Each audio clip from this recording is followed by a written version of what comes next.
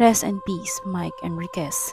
Isa na naman pong batikhang TV news anchor ang pumanaw ngayong araw, Agosto 29, taong 2023. Matatandaan na si Sir Mike Enriquez ay kilala sa mga katagang "Hindi ko kayo tatantanan".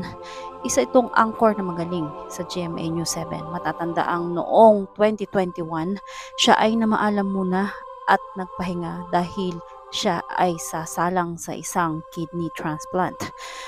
Pero ngayon, kinalulungkot ng lahat, binawian na ng buhay si Sir Mike Enriquez.